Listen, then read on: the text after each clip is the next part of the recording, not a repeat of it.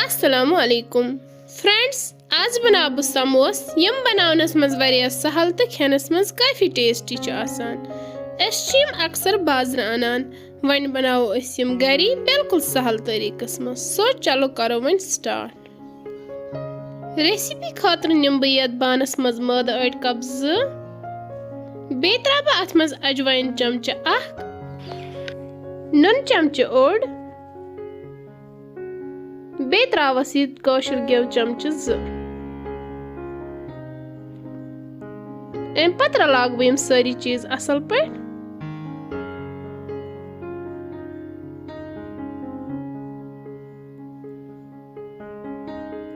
सारी आइटम असल पे रलायित हेकु तुम आटुक टेक्सचर वुचित। वन रला बह थोड़ा थोड़ा आब तो मांडवो नी ओट तिथे पट यिथ पट अस अक्सर ओट छ मांडान। ज्यादा नरम छुनी ओट मांडुन किहन। ओट मकलो में मांडित, वन दिम बह यथ आटिस रेस्ट तकरीबन 1 घंटा। यूत काल करो अस फिलिंग रेडी। अम खातर नी मे कड़ाई, अथ मज त्रा बह कौशर तेल गरम गसित त्रा बह अथ मज जीर चमचा 1, सोबुत दानवल चमचा 1, नील मर्चवांगन कह चटित, मटर कप 1 सिवित। यम करवोक हल्का फ्राई। अम पत त्रा बह अथ मज यम सिवित अलव। यम मे ब्रोंठी थमित अलव सिवित, तो वन मे अमन मैश कोरमुत, तो अम पत त्रावक बह यम अथ मज। सती त्रावस बाकी मसाल ते। मसालन मज नी मे गरम मसाला चमचा 1, बादियान पाउडर चमचा 1, लिदरी चमचा 1, वजल मर्चवांगन चमचा 1, बे त्रावस हसबे जायका नून। अम पत करक बह यम सारी चीज असल पट मिक्स तो करवोक हल्का फ्राई। इत पट गई यह स्टफिंग रेडी, तो हेकु वुचित। वन यस ओट ओस मंडित थोमुत, अथ बनाओ अस लकट लकट पेर। पेर ते मकले मे बनावित। वन तुल मे यह पेर 1 तो अथ कड़न बह चोट।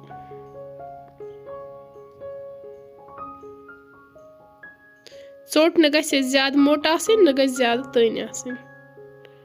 सो जेश्र सान शेप दिन। 1 चोट गई रेडी। वन नी मे राख तो दिम बह अथ सेंटरस कट तो करस 2 हिस्स। 1 हिस्स तुलन बह थोद तो बना बह अथ समोस। पेट मद बह थोड़ा सा आब। वन बनाओ अथ कून शेप। पेट त्रा बह अथ अलवन हन स्टफिंग। ज्यादा छन त्रावन किहन। वन करो अथ थोड़ा प्रेस तो करवन बंद। पेट तो मद बह थोड़ा सा आब लाव, अम सत गछि असल पट बंद।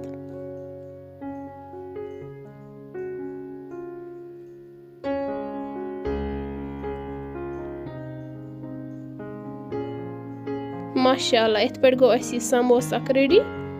वन बनाओ अस बाकी समोस ते।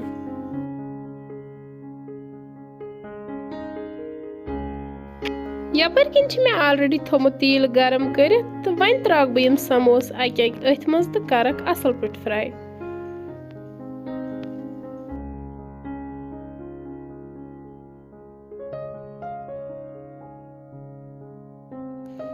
इत पट गई यम समोस तैयार। वन कड़ोक यम नेबर।